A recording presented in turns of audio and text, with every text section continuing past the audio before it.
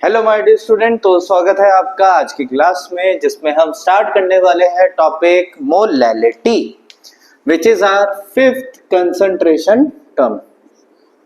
तो मोलैलिटी आज हम टॉपिक स्टार्ट करने वाले हैं which is our fifth concentration term और इसको हम रिप्रेजेंट करते हैं स्मॉल m से। ठीक है सर, लास्ट क्लास में हमने मोलैरिटी टॉपिक कंप्लीट किया था। तो मोलैरिटी का मतलब क्या होता है कि 1 लीटर सॉल्यूशन में कितने मोल्स ऑफ सॉल्यूट प्रेजेंट है, दैट इज आवर मोलैरिटी। ठीक है सर। अब मोलैलिटी का मतलब होता है कि 1 केजी ऑफ सॉल्वेंट में कितने मोल्स ऑफ सॉल्यूट प्रेजेंट है, that is our molality. So it is defined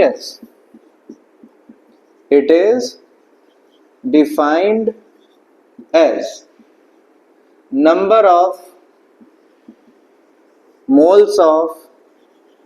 number of moles of solute present in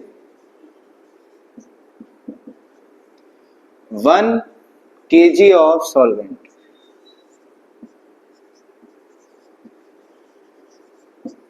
ठीक है बेटा, it is defined as number of moles of solute present in 1 kg of solvent. तो 1 kilogram solvent में कितने solute के moles present होंगे, that is molality.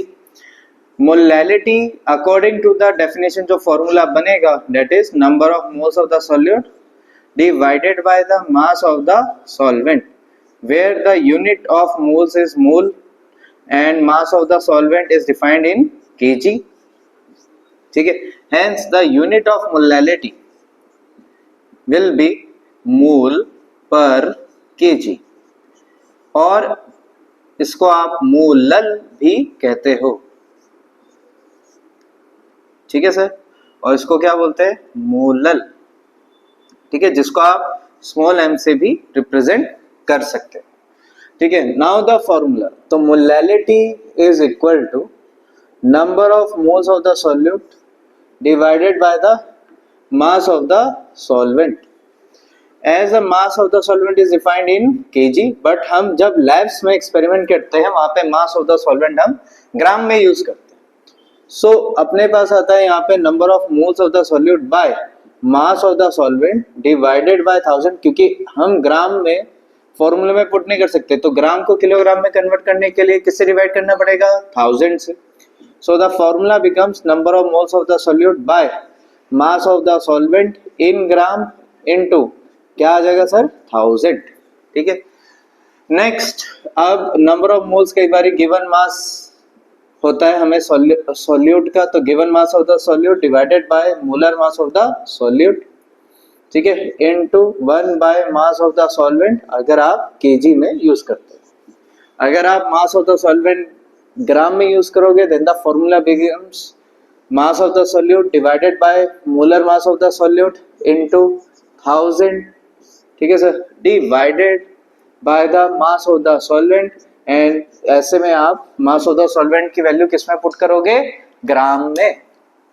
ठीक है सर, तो ये हमारे पास फॉर्मूलाज आते हैं किसके, ऑफ मोलैलिटी के। ठीक है, तो ये मोलैलिटी का हमारे पास फॉर्मूलाज आता है किस, number of moles of the solute bye mass of the solvent in KG is equal to number of moles of the solute by mass of the solvent into 1000 अगर mass of the solvent ग्राम में है। number of moles of the solute divided by molar mass of the solute into 1 by weight of the solvent अगर mass of the solvent kg में है, और अगर ग्राम में है mass of the solvent तो ऊपर न्यूमरेटर में क्या मल्टीप्लाई हो जाएगा सर, 1000। डन। सो अब क्वेश्चन में आपको मोलैलिटी की टर्म गिवन कैसे होती है उसको थोड़ा हम देखते हैं। जैसे एग्जांपल में मेरे को क्वेश्चन में लिख के दे दिया 1.5 मोलल, है ना, NaCl सॉल्यूशन। ठीक है, NaCl सॉल्यूशन। अब यहाँ पे मैंने NaCl सॉल्यूशन लिखा है, तो सॉल्वेंट अनडाउटेडली क्या होगा, वाटर। अगर आपको सॉल्वेंट गिवन नहीं है तो यूनिवर्सल सॉल्वेंट हम हमेशा यूज करते हैं, दैट इज वाटर। सो आप इसको ऐसे डिफाइन कर सकते हैं कि 1.5 मोल NaCl is present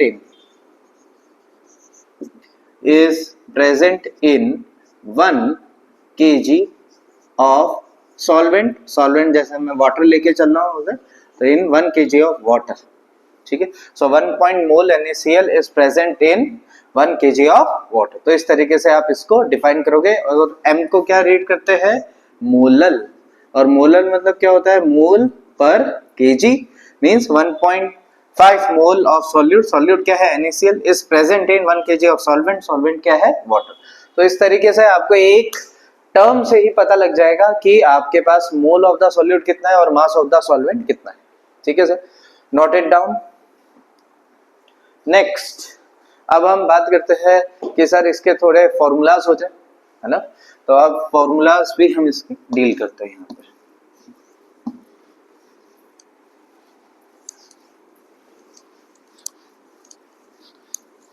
कि सर फॉर्मूला से रिलेटेड क्वेश्चंस कर लेते हैं कुछ, ताकि मेमोराइज करना इजी हो जाए। So calculate molality of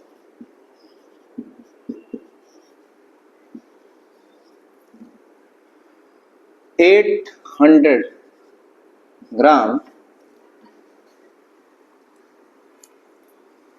800 gram water containing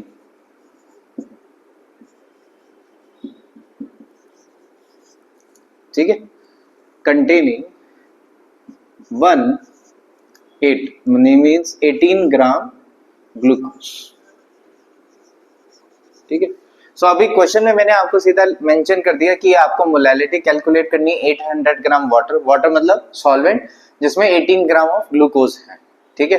सो मैंने आपको यहाँ पे मास ऑफ द सॉल्वेंट दे दिया, क्योंकि सिर्फ वाटर है, सॉल्यूशन नहीं लिखा, तो मतलब वो मास ऑफ द सॉल्वेंट है, और सॉल्यूट भी मैंने आपको मेंशन कर दिया है। ठीक है बेटा। सो यहाँ पर अब यहाँ पर जब हम मोलैलिटी निकालेंगे तो फॉर्मूला क्या आएगा, mass of the solute divided by molar mass of the solute into 1000, क्योंकि mass of the solvent is present in gram, तो मास ऑफ द सॉल्वेंट। ठीक है, ये आपके पास आ गया फॉर्मूला, फॉर्मूला में पुट करो वैल्यूज को। So mass of the solute is 18, molar mass of glucose याद रखना है हमेशा 180 gram into 1000 divided by weight of the solvent कितना है सर, 800 ग्राम। ठीक है, तो आप ये कैंसिल कर दो, यहाँ पे 10, तो आंसर आ जाएगा 1/8। So the molality of the solution is 1/8, that is 0.125 molal. ठीक है सर। तो अगर मुझे mass of the solvent given है, mass of the solute given है, तो मोलैलिटी कैलकुलेट कर सकता हूं। ठीक है बेटा। नेक्स्ट क्वेश्चन करते हैं। Next question number 2, calculate molality of 1000 gram solution containing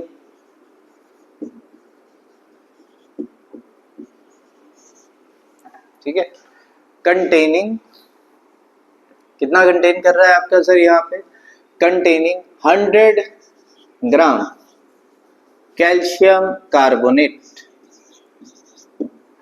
ठीक है, तो मोलैलिटी आपने कैलकुलेट करनी है 1000 ग्राम सॉल्यूशन की, जिसमें 100 ग्राम कैल्शियम कार्बोनेट है। अब यहाँ पे ध्यान से देखिए बेटा, यहाँ पे आपको मास ऑफ द सॉल्यूशन दिया है, मास ऑफ द सॉल्वेंट नहीं दिया है, लेकिन आपको mass of the solute given है, that is 100 gram calcium carbonate. तो कैसे सॉल्यूशन करेंगे, तो आपको गिवन क्या है sir, mass of the solution that is 1000 gram, mass of the solute that is 100 gram, but हमें फॉर्मूले में पुट करना होता है mass of the solvent. So mass of the solvent will be 1000 minus 100, और वो कितना आ जाएगा 900 ग्राम। ठीक है, अब आप फॉर्मूले में पुट कर सकते हो कि that molality is equal to given mass of the solute molar mass of the solute into 1000 divided by the mass of the solvent. ठीक है, तो अब आप इस फॉर्मूले में इन वैल्यूज को पुट कीजिए, और मैं उसको रब करके इस क्वेश्चन का वहां पे फाइनल आंसर लिखता हूं। ठीक है बेटा। तो नेक्स्ट आंसर क्या आता है? आई होप आप लोगों ने कैलकुलेट कर लिया होगा अभी तक। तो the molality of the solution will B, कितना आएगा sir? Mass of the solute is 100, molar mass, calcium carbonate का मोलर मास भी 100 होता है, 1000 डिवाइडेड बाय 900, ठीक है। So the molality of the solution will B 10/9। Solve करने जाओगे तो कितना आ जाएगा? 1 पॉइंट, ठीक है सर, 1 मोलल। तो ये आपके पास मोलैलिटी आ जाएगी आपके गिवन क्वेश्चन की, ठीक है। सो ये तो हो गया सर आपके पास मोलैलिटी का फॉर्मूला। कई बारी अगर आपको volume of the solution given हो तो कैसे आप क्वेश्चन करोगे, उसके बेसिस पे अब हम यहाँ पे डील करते हैं, ठीक है बेटा, नोट कर लीजिए। तो नेक्स्ट अब हम यहाँ पर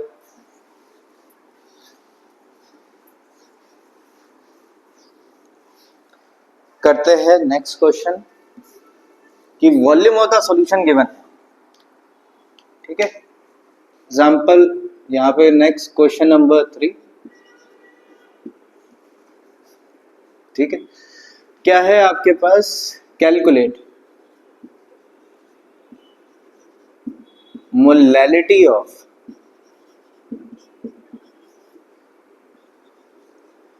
1 litre aqueous solution of NaOH, ठीक है। if,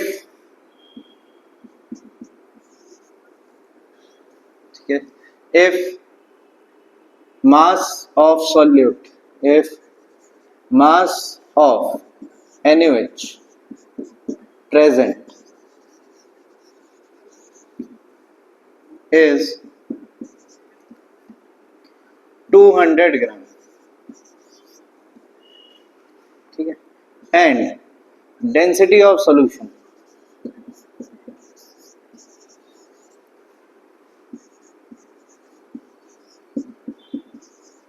is 1.2 ग्राम पर ml,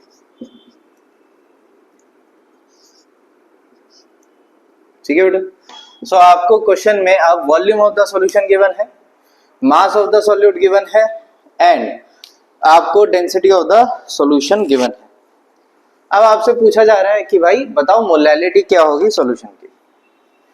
सो यहां पर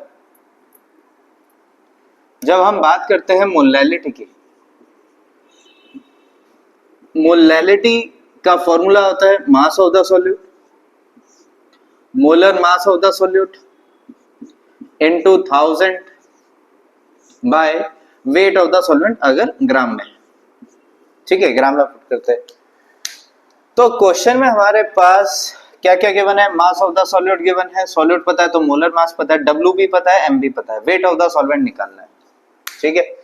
अब मुझे ये पता है कि वेट ऑफ द सॉल्वेंट का जो फॉर्मूला होता है, weight of the solvent is equal to the weight of the solution into weight of the solute. But weight of the solution नहीं गिवन है हमें, volume of the solution given है और density of the solution. तो हम जानते हैं कि density of the solution is equal to mass of the solution divided by the volume of the solution. So mass of the solution would be density of the solution into volume of the solution. So the mass of the solution will be, density कितनी है 1.2, volume कितना है 1 litre, लेकिन आप क्योंकि density की unit ग्राम पर ml है तो वॉल्यूम को भी आपने ml में पुट करना है। So the mass of the solution will be 1200 ml, ठीक है सर। तो यहां से आपके पास मास ऑफ द सॉल्वेंट आ जाएगा। So mass of the solvent would be 1200, solute का मास कितना है 200, सो कितना आ जाएगा 1000, है ना। अब आप वैल्यूज पुट कर सकते हो, है ना। तो यहां पर मोलैलिटी क्या आ जाएगी? मास of the solute 200, molar mass कितना होता है NaOH का 40 into 1000 mass of the solvent 1000, cut और 5, तो यहाँ पे आंसर आ जाएगा 5 मोलल। ठीक है, काइंडली नोट इट डाउन।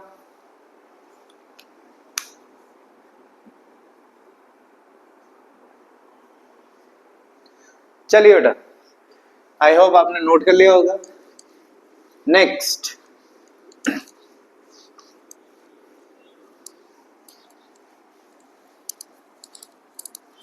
अब हम यहाँ पे बात करते हैं relation between molality and molarity. ठीक है, now relation between relationship between molality and molarity। ठीक है, तो मोलैलिटी और मोलैरिटी के बीच में क्या रिलेशन है, अब हम उसके बारे में बात करते हैं। ठीक है बेटा, सो हमें ये बताया कि molarity is equal to given mass of the solute by molar mass of the solute into 1000 by volume of the solution। ठीक है, सिमिलरली जो मोलैलिटी आता है, molality is mass of the solute bye molar mass of the solute into 1000। ठीक है बेटा, divided by आपके पास क्या आ जाएगा सर, यहाँ पे वेट ऑफ द सॉल्वेंट। ठीक है, सो यहाँ पर जब हम बात करते हैं, तो जब हम इन दोनों टर्म्स को यहाँ पे सॉल्व करते हैं, तो जो रिलेशन मेरे पास आता है that is molality is equal to 1000 times of molarity divided by, अब एक चीज देखिए, यहाँ वॉल्यूम ऑफ द सॉल्यूशन है, यहाँ मास ऑफ द सॉल्वेंट है। पिछले क्वेश्चन में मैंने आपको बताया था कि जब मैंने मास ऑफ द सॉल्वेंट को कैलकुलेट करना था और volume of the solution given है, तो उसके साथ साथ मैंने आपको डेंसिटी ऑफ द सॉल्यूशन भी गिवन था। तो कहने का मतलब, जब भी मोलैलिटी और मोलैरिटी को आप रिलेट करोगे, तो एक टर्म जो है जरूरी है जो इन दोनों को रिलेट करती है, that is density of solution. So जब भी आपको मोलैरिटी या मोलैलिटी से रिलेटेड कोई भी क्वेश्चन आएगा और दोनों टर्म्स इंटरलिंक करके क्वेश्चन पूछा जाएगा, तो आपको डेंसिटी ऑफ द सॉल्यूशन हमेशा गिवन रहेगा, क्योंकि उसके बिना आप दोनों टर्म्स को रिलेट नहीं कर पाओगे। तो एक्सप्रेशन आ जाएगा 1000 times of molarity by 1000 times of density of the solution minus molarity of the solution into molar mass of the solute. ठीक है बेटा, सो ये जो एक्सप्रेशन है ये हम यूज करते हैं जब हमें molarity of the solution given हो और मोलैलिटी निकालने को पूछी जाए। ठीक है बेटा, सो यहाँ पर अब हम एक क्वेश्चन कर लेते हैं ताकि अपने को ये फॉर्मूला क्लियर हो जाए। सो एग्जांपल है, ठीक है, कैलकुलेट। ठीक है, तो ये एक तरीके से हमारा क्वेश्चन नंबर 4 बन जाएगा। कैलकुलेट मोलैलिटी ऑफ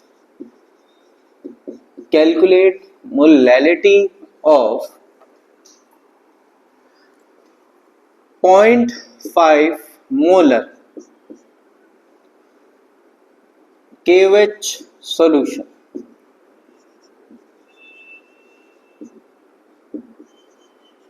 ठीक है, थोड़ा सिंपल रखने के लिए हम यहाँ पे NaOH सॉल्यूशन कर देते हैं। ठीक है, calculate molality of 0.5 molar NaOH solution. अब आपको मोलैलिटी दे दिया, अच्छा और क्या गिवन होना चाहिए मोलैलिटी कैलकुलेट करने के लिए? अगर मोलैलिटी गिवन है तो डेंसिटी ऑफ द सॉल्यूशन।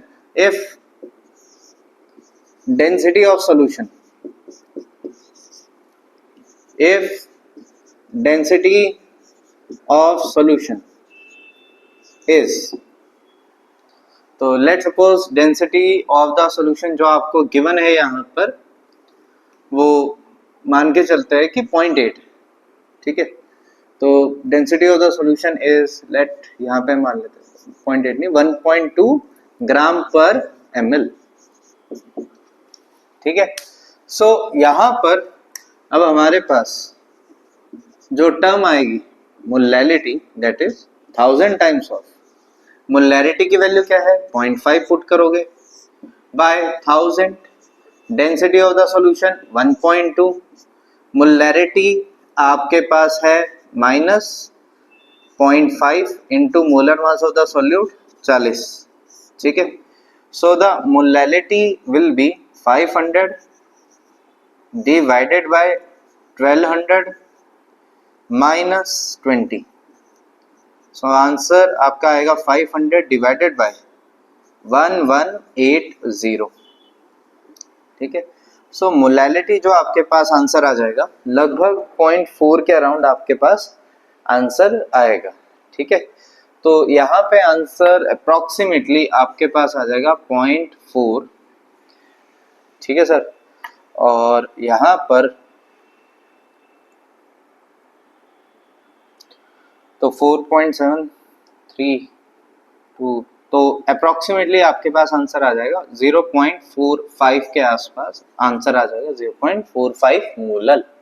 सो इस तरीके से आपका एक रिलेशन इंपॉर्टेंट आता है जो मोलैलिटी और मोलैरिटी को रिलेट करता है, उससे रिलेटेड आप इस तरीके से क्वेश्चन अटेम्प्ट कर सकते हैं, ठीक है बेटा। नेक्स्ट अब कंसंट्रेशन टर्म जो हम डिस्कस करेंगे, तो हमने अभी तक परसेंटेज कंसंट्रेशन टर्म डिस्कस कर ली, मोलैरिटी डिस्कस कर ली, मोलैलिटी डिस्कस कर चुके हैं, ठीक है बेटा। और इसके साथ मोलैलिटी एंड मोलैरिटी का भी रिलेशन हमने डिस्कस कर लिया। नेक्स्ट कंसंट्रेशन टर्म जो हम डिस्कस करेंगे that is mole fraction. So the sixth concentration term is mole fraction, mole fraction.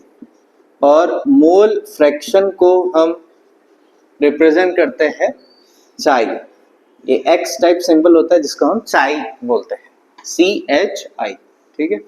सो हम चाई से मोल फ्रैक्शन को रिप्रेजेंट करते हैं। फ्रैक्शन मतलब टोटल, अगर किसी सब्सटेंस की यूनिट कितनी है 1 है, तो उसमें ए सब्सटेंस का कितना फ्रैक्शन आएगा, दैट इज नोन एज कि अगर आपके पास टोटल जो सब्सटेंसेस है बहुत, लेट सपोज आपके पास 3 टोटल आपके पास सब्सटेंसेस है ना, और उन सब का सम आ रहा है 1, तो उसमें किसी एक सब्सटेंस का आप क्या कैलकुलेट करते हो हमेशा, फ्रैक्शन। तो इसी तरीके से मोल फ्रैक्शन पे अगर हम बात करें, सो मोल फ्रैक्शन का मतलब होता है it is defined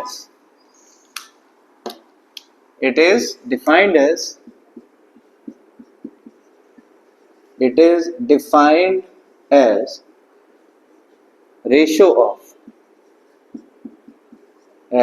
ratio of number of moles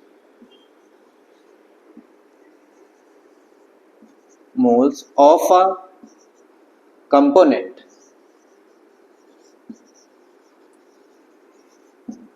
to the total number of moles, total number of moles,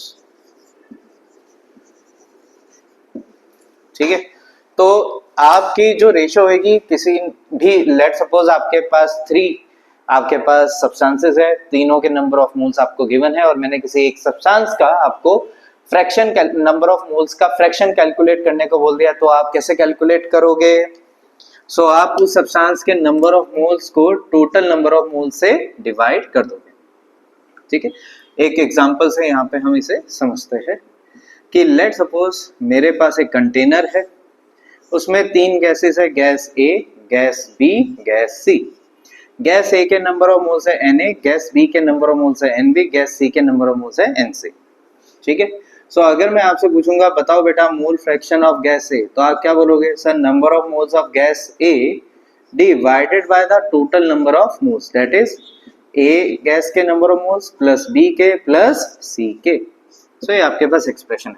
similarly number of moles of gas B कितना आ जाएगा? Number of moles of gas B divided by total number of moles, that is Na plus Nb plus Nc। Similarly mole fraction of gas C क्या आएगा? Number of moles of gas C by Na plus Nb plus Nc, ठीक है। Let suppose अगर मैं इन सबको add करता हूं तो सभी के मोल फ्रैक्शन जो सम होगा, जितने भी कंपोनेंट्स है सभी के मोल फ्रैक्शन का जो सम होता है वो कितने के बराबर आ जाएगा? सर 1 के बराबर।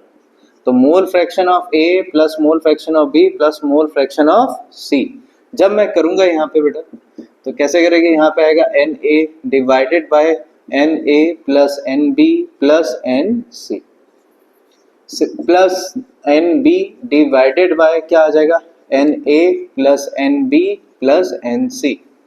ठीक है, इसी तरीके से यहाँ पे इसको प्लस करेंगे तो Nc divided by Na plus Nb plus Nc।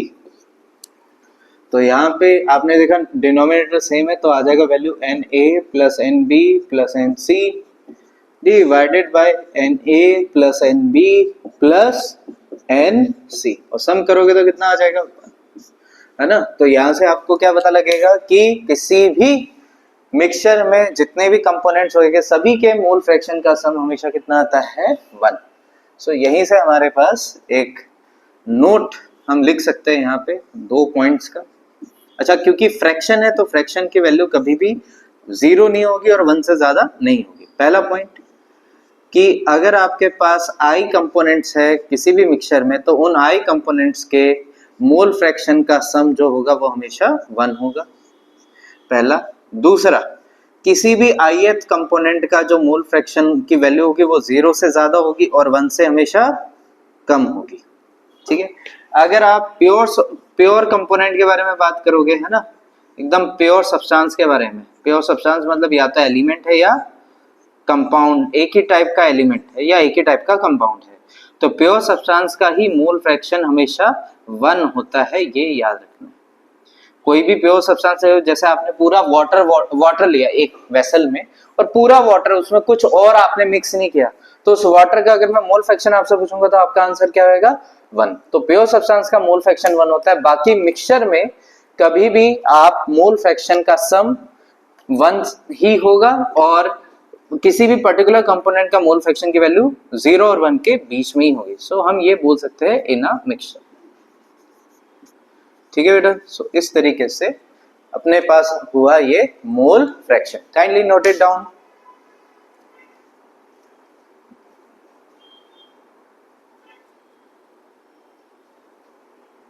ठीक है बेटा, अब नेक्स्ट यहां पर हम इस टॉपिक से रिलेटेड भी एक आध क्वेश्चन कर लेते हैं।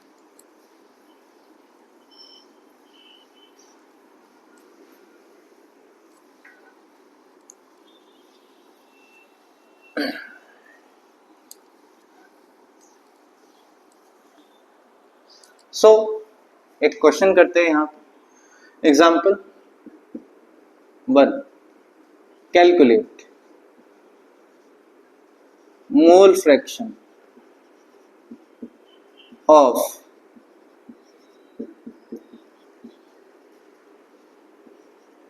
each component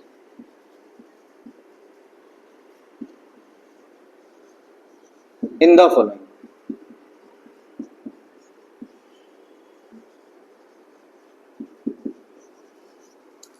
ठीक है, सो पहला क्वेश्चन 0.5 मोल ग्लूकोज, ठीक है, प्लस ग्लूकोज सॉल्यूशन, है ना, 0.5 मोल ग्लूकोज प्लस 0.2 मोल आपके पास आ गया सुक्रोज, ठीक है, प्लस 1.3 मोल वाटर। ठीक है, तो लेट अब आपने हर किसी का इसमें मोल फ्रैक्शन कैलकुलेट करना है। ठीक है, तो अब अपने को कंपोनेंट 3 है, ग्लूकोज भी है, सुक्रोज भी है, वाटर भी है। सो मैं पहले number of moles of the glucose निकालता हूँ। तो ग्लूकोज के मोल्स तो गिवन है, मोल फ्रैक्शन, तो मोल fraction of glucose is equal to number of moles of the glucose divided by total number of moles, that is number of moles of glucose, number of moles of water plus number of moles of sucrose। so glucose के कितने मोल है 0.5 और सभी के moles को आप plus करोगे तो आंसर आएगा 2। ठीक है, सो आंसर वुड बी 0.25, ये आपके पास मोल फ्रैक्शन आ जाएगा ग्लूकोज का। अगर मैं आपसे पूछूं मोल फ्रैक्शन ऑफ सुक्रोज तो answer would B number of moles of sucrose divided by number of moles of the glucose plus number of moles of water plus number of moles of sucrose। तो आपके पास आएगा 0.2 divided by 2, so the answer would B 0.1। ठीक है, अब water का mole fraction निकालना है sir. ठीक है, तो क्यों मैं उसका भी सेम फॉर्मूला लगाऊं जब मुझे पता है कि तीनों के मोल फ्रैक्शन का सम कितने के बराबर होएगा 1। So mole fraction of water plus mole fraction of glucose plus mole fraction of sucrose, ये किसके बराबर होएगा 1 के बराबर हो जाएगा। So the mole fraction of water is equal to 1 minus 0.25 minus 0.1, so the answer would be 0.65। ठीक है, जब आप सोल्व करोगे आंसर आएगा 0.65। और यहां से क्या पता लगता है, जो मोल फ्रैक्शन है ये एक यूनिट लेस क्वांटिटी है। ठीक है, तो mole fraction is a unit less quantity. ठीक है बेटा, सो इस तरीके से आप कैलकुलेट कर सकते हो। कई बार आपको क्वेश्चन में मास दिया जाता है। ठीक है, तो यहाँ पे आप लेट एक एग्जांपल है 18 ग्राम। ठीक है, सो 18 ग्राम एसिटिक एसिड, या लेट सपोज यहाँ पे हम लेते हैं 15 ग्राम CH3COH इज मिक्स्ड विथ। ठीक है, तो आपने CH3 15 ग्राम CH3COH को मिक्स कर दिया आपने 90 ग्राम वाटर के साथ। तो आपसे पूछा जा रहा है बताओ भाई मोल फ्रैक्शन क्या होगा दोनों का। तो मोल फ्रैक्शन ऑफ CH3COH कैसे आ जाएगा सर, फॉर्मूला हमें पता है, number of moles of CH3COOH divided by number of moles of CH3COH plus number of moles of water. अब मुझे पता है कि सर नंबर ऑफ मोल्स को निकालने का फॉर्मूला क्या होता है अगर मुझे वेट गिवन है। So the formula would be wait of the CH3COH, ठीक है, divided by the molar mass of CH3COH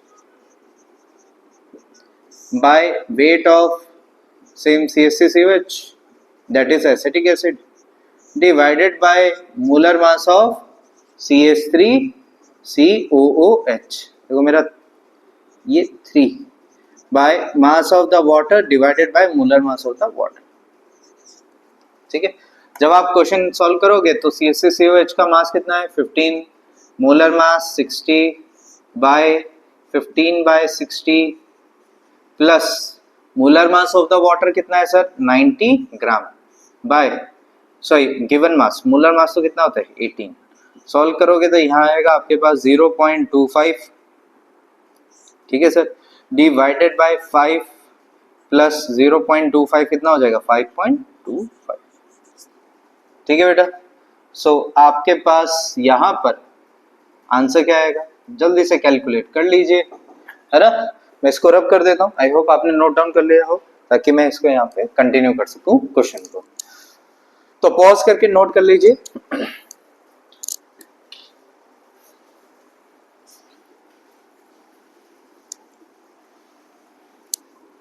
अब इधर देखिए बेटा, यहाँ पे 0.25 डिवाइडेड बाय 5.25 आप करोगे तो आपके पास mole fraction of CH3COH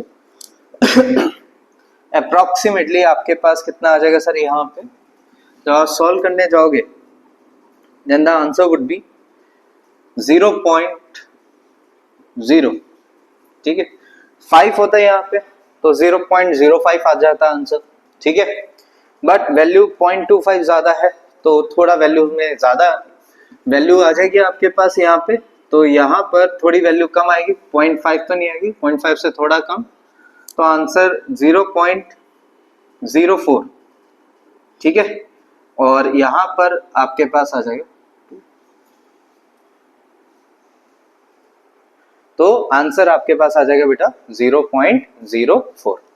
kindly note it down. ठीक है,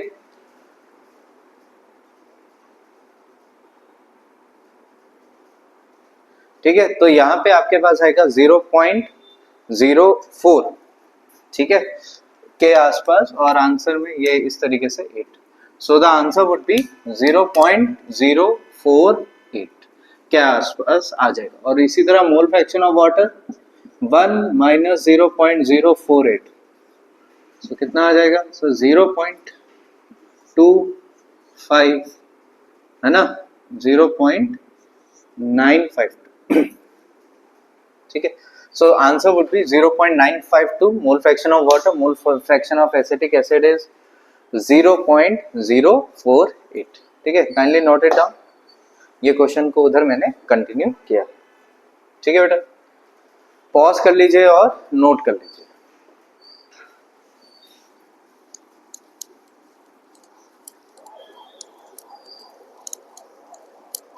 सो इसको मैं रब कर रहा हूं.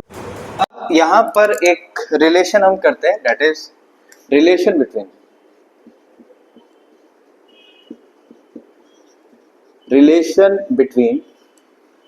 Molality and mole fraction. तो अब आपने यहाँ पे करना है relation between molality and mole fraction का क्या रिलेशन. ठीक है, सो हमें ये पता है कि sir molality is given mass of the solute by molar mass of the solute into 1000 divided bye mass of the solvent. ठीक, अब मुझे यहाँ पे मोल फ्रैक्शन की टर्म को इंट्रोड्यूस करना है. ट्राई करते हैं. अब ऐसा करते हैं, पहले तो मैं यहाँ पे सॉल्यूट और सॉल्वेंट दोनों को मोल्स की टर्म में कन्वर्ट करता हूँ. देखो सॉल्यूट तो मोल की टर्म में है, given mass by molar mass, number of moles of the solute. Solvent को भी अगर मोल्स की टर्म में कन्वर्ट करना है तो इसको मोलर मास से इसको डिवाइड और मल्टीप्लाई करना पड़ेगा. सो जब आप ये टर्म करते हो given mass by molar mass of the solvent, so जो मोलैलिटी आती है तो मैं यहाँ पे लिख देता हूँ number of moles of the solute. इसको हम लिख सकते हैं given mass of the solute by molar mass of the solute as number of moles of the solvent Na into 1000 divided by molar mass of the solvent. अब मैं एक काम करता हूँ, मैं number of moles of the solute को divide कर देता हूँ टोटल नंबर ऑफ मोल्स से. Similarly number of moles of the solvent को भी टोटल नंबर ऑफ मोल्स से डिवाइड करता हूँ, तो ये टर्म्स क्या बन जाएगी, मोल फ्रैक्शन.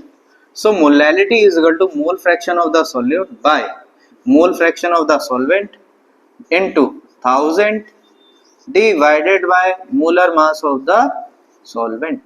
ठीक है सर. और अगर मेरे को सिर्फ सॉल्यूट की टर्म में मेंशन करना है मोल फ्रैक्शन ऑफ द सॉल्यूट, ठीक है, सो एक तो ये एक्सप्रेशन हो गया. अगर मेरे को रिप्रेजेंट करना है फॉर्मूले को only in terms of mole fraction of solute, तो मैं ऐसे भी लिख सकता हूँ. मोल fraction of the solute solvent को लिख सकता हूँ 1 - xv into 1000 divided by molar mass of the solvent. ठीक है बेटा. सो इस तरीके से आपके पास एक्सप्रेशन आता है molality is equal to mole fraction of the solute by 1 minus mole fraction of the solute into 1000 by molar mass of the solvent. तो कभी भी क्वेश्चन में मोल फ्रैक्शन अगर आपको गिवन हो और आपसे मोलैलिटी पूछ ली जाए तो आप इजीली क्वेश्चन को अटेम्प्ट कर सकते हो. ठीक है, kindly note it down. I hope आपने नोट कर लिया हो. ठीक है बेटा. सो आज का लेक्चर हम यहीं पे कंप्लीट करते हैं. ठीक है, सो इस टॉपिक में हमने कंप्लीट किया molality, relation between molality and molarity and mole fraction, उससे related questions, then relation between molality and mole fraction. So इस लेक्चर को ध्यान से देखिए, काफी इंपॉर्टेंट रिलेशन हमने यहाँ पे कवर किए हैं. ठीक है बेटा. नेक्स्ट लेक्चर में हम डिस्कस करेंगे about the 7th concentration term that is ppm. या आई होप टाइम है 5 मिनट ही लगेगी, उसको भी मैं डिस्कस कर ही देता हूँ. ठीक है, तो नेक्स्ट हम 7th कंसंट्रेशन टर्म डिस्कस कर लेते हैं, that is parts per million. Parts per million, जैसे परसेंट होता है वैसे पार्ट्स पर मिलियन होता है. ठीक है, सो डेफिनेशन क्या होती है sir, it is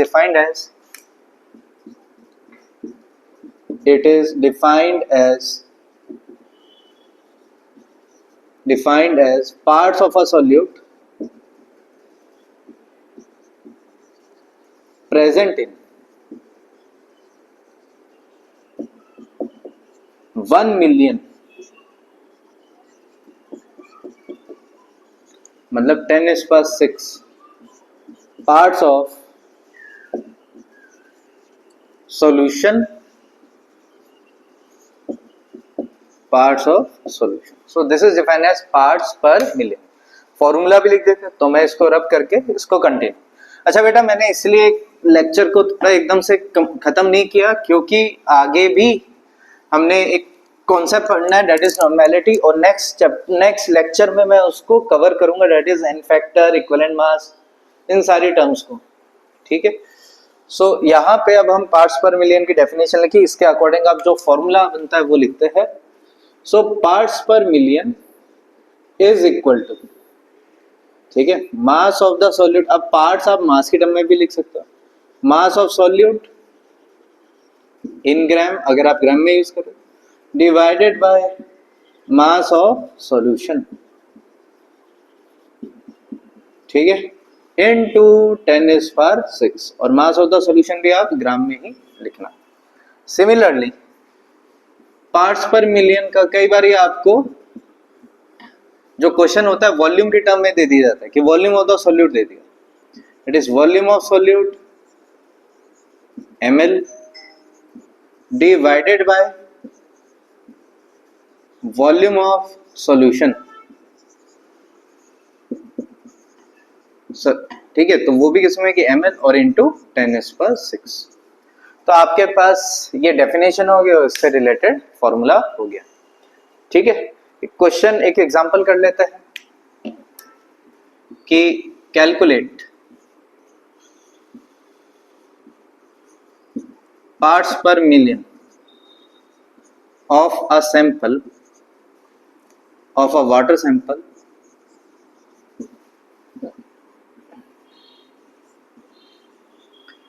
in which 50 ग्राम, ठीक है, 50 gram calcium carbonate is present in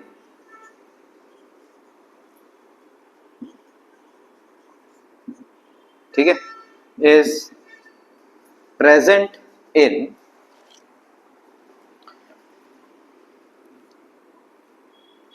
ठीक है, is present in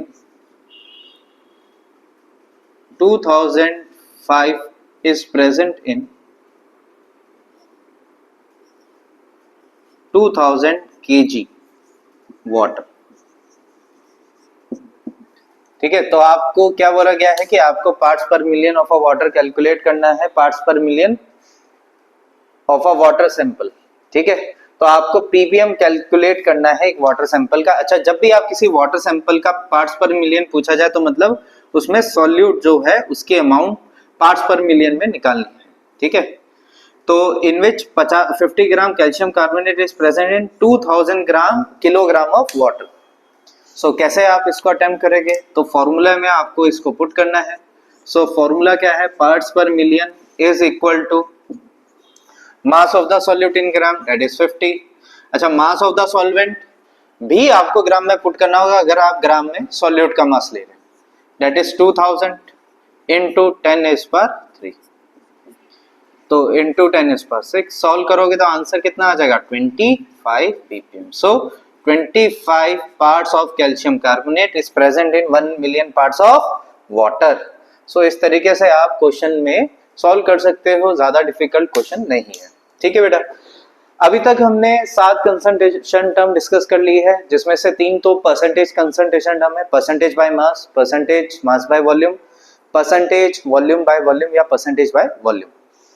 fourth concentration molarity, उससे रिलेटेड हमने 2 लेक्चर्स किए थे। ठीक है, जिसमें हमने मोलैरिटी के formula based questions, mixing and dilution related questions किए थे।